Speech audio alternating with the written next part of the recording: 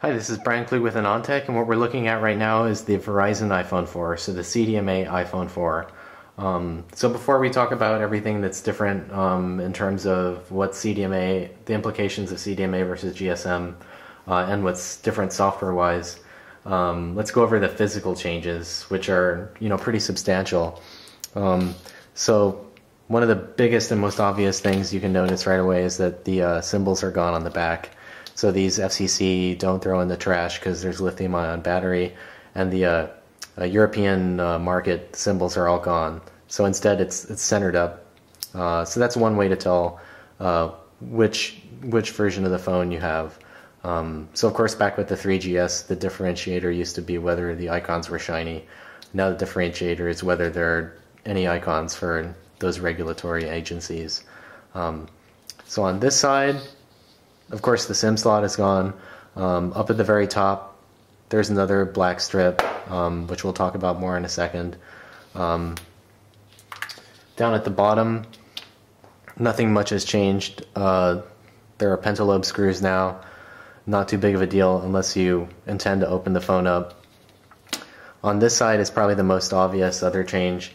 You can see that the vibrate switch has been moved accordingly to make space for the actual other strip, which is new.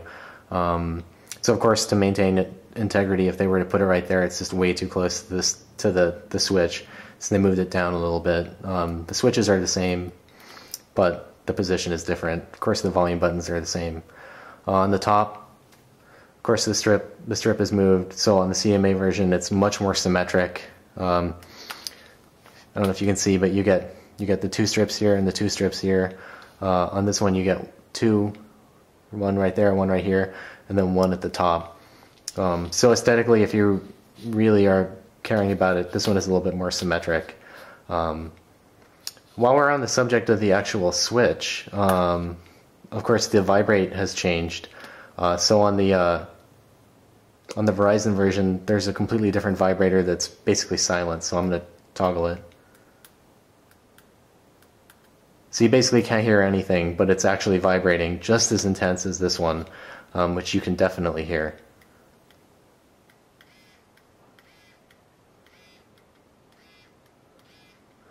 So that's nice, especially when you're on a call and it starts vibrating, or you're getting SMSs and email.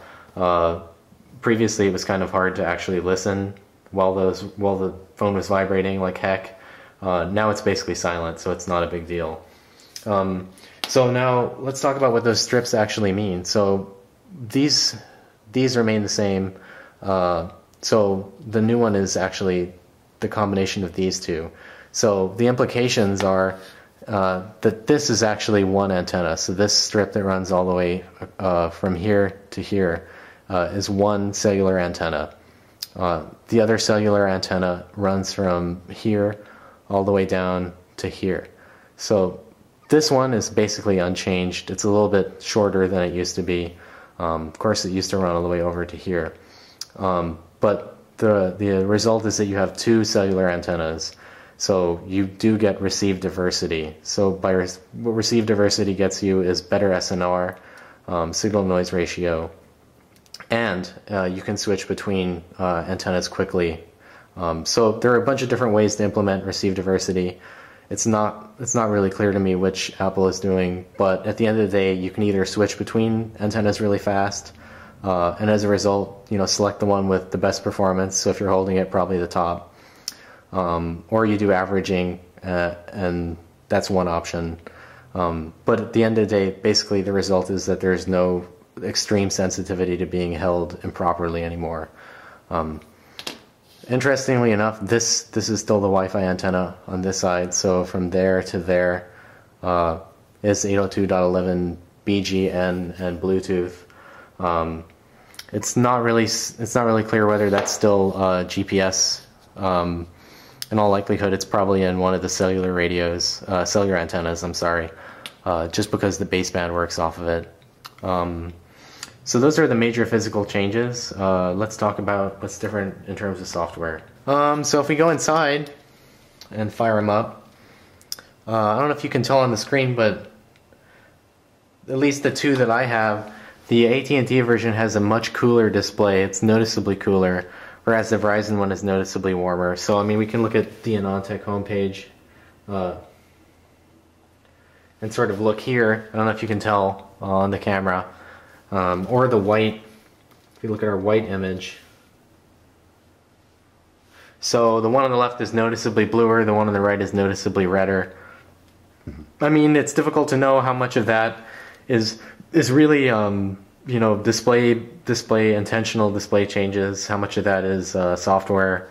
And of course things naturally change, you know, it's impossible to make the same batch of displays twice. But it's definitely there, at least with these two. So I mean, if you have two of them next to each other, it might look a little bit weird for a day or two. Of course, the other interesting difference is what's different in settings. So of course on the Verizon version, I don't have tethering, but inside of here you can see how much data you've tethered.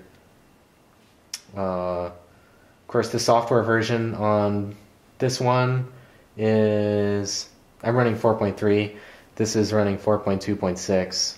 So when Anon was looking at it at the announce, it was running 4.2.5. So they made an update that changed some other things. Officially what it changed is the way that tethering data is reported, so it's much more accurate. Unofficially, basically what was removed was field test. So if we come in and do our... So that doesn't do anything. Thankfully, Apple restored field test in its full glory on I believe 4.2 and then 4.3, but suspiciously it's gone from the Verizon version, which is just a little bit frustrating. I don't know why they do that, since there was a lot of interesting stuff inside, and it's not like it stopped anybody from doing what I did to get these bars showing up. Just an interesting aside, if you've got an iPhone and you want yours to show the bars up at the top numerically without actually having to jailbreak it, and you do have one that's been blessed with field test, all you need to do is come in here, dive into it. After you dive into it, you'll notice that either this will change or it'll stay the same. So basically this is what you want. And at this point, just get it so that it's numerical, and then force close out. So to force close, you hold down the power button until this comes up, then hold down the home button. Boom, it's quit out, and you have numerical bars. So I mean, that's just video in terms of, you know, how to do it. Of course, other interesting thing is that, as you probably know, on CDMA you can't do simultaneous voice and data. So just to give a demonstration of how that's actually handled, if we go ahead and call our test call, so it's in the call right now. 04. Visibility 10. So if I come out, try to go online, you get the cellular data connections are not available during the call. So I mean, at least it tells you, right? There's no mystery about it. If you dive back out, then we can go back and transact data. So let's load something, and it loads just fine. So I mean, voice isn't the only thing that will basically stop the flow of data, though. I don't know if a lot of people realize this, but SMS does it too. So basically, we'll keep this loading stuff, and then I'll send us an SMS to that phone.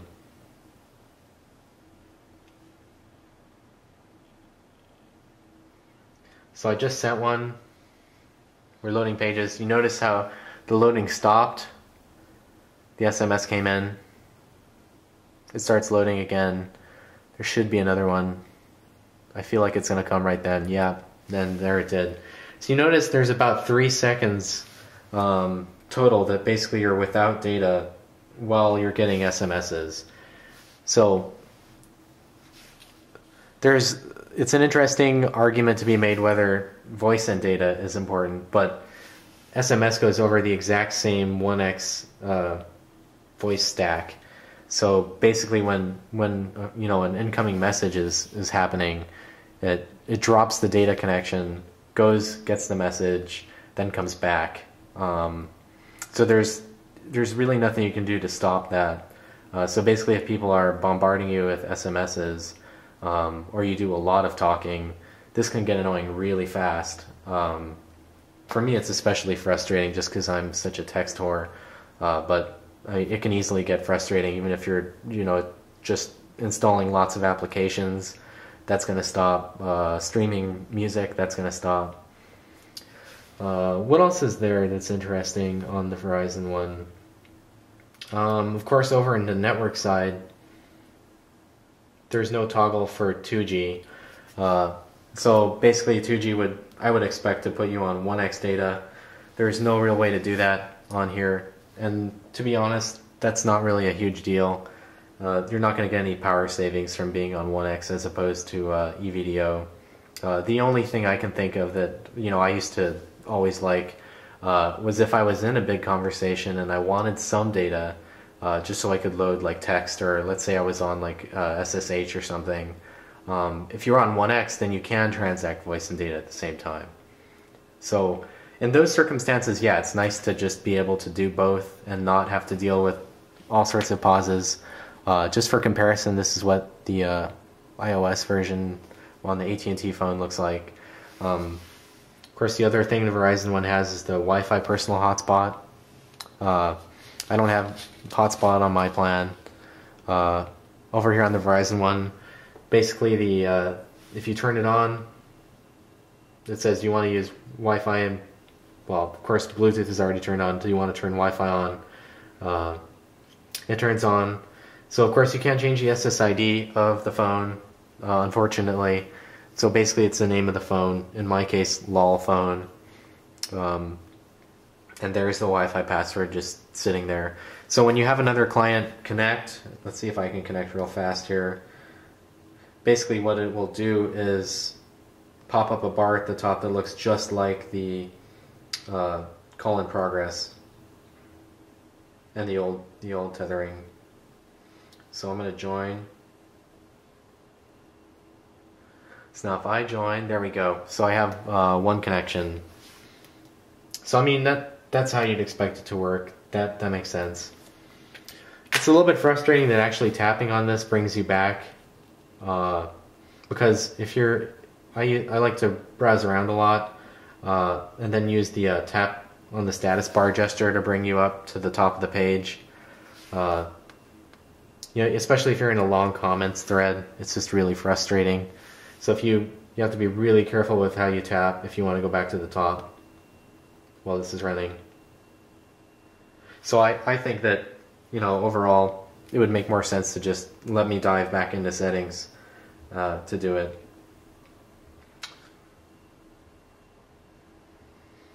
So this is interesting. There's like a weird on iOS 4.3, there's a weird logo that I've never seen before. It looks like kind of a keychain.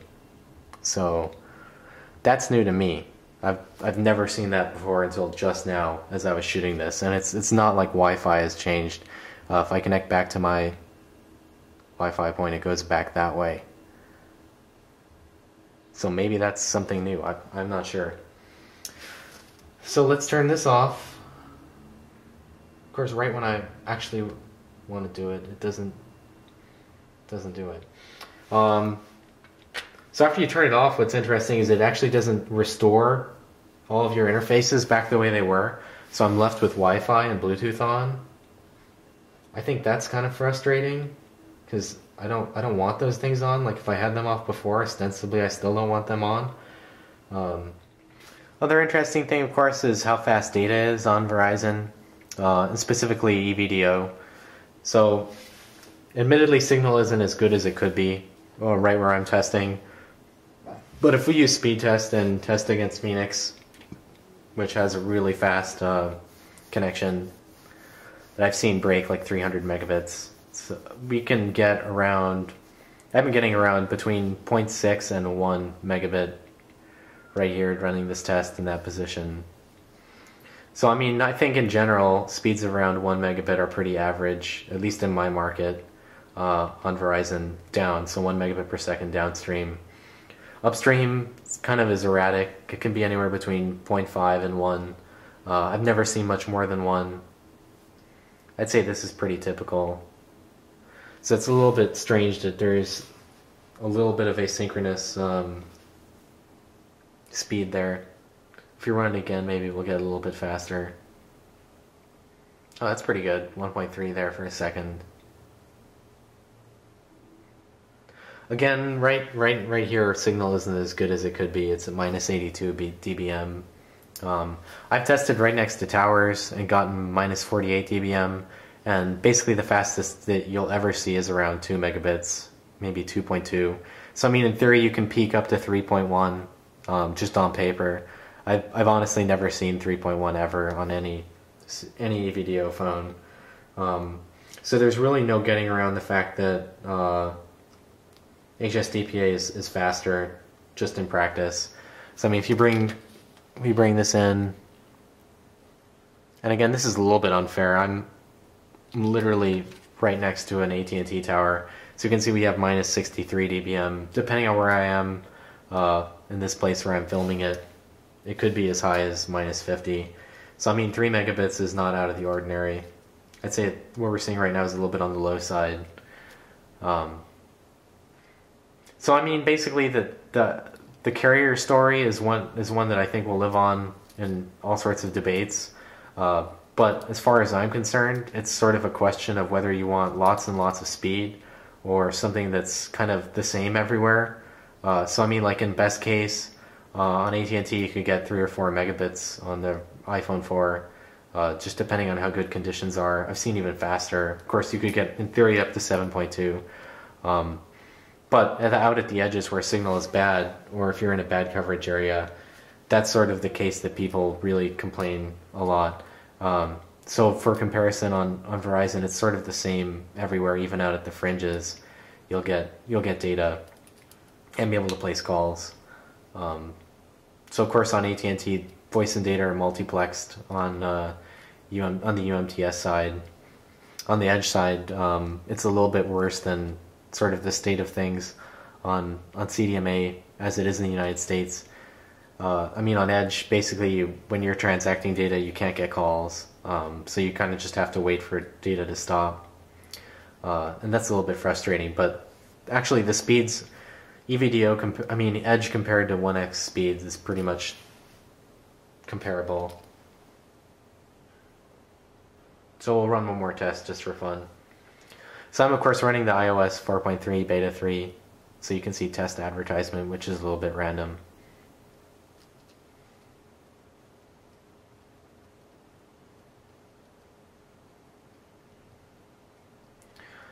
So that one got 3.8. The Verizon one got 0.45. I'd say that's a little bit low on the Verizon side.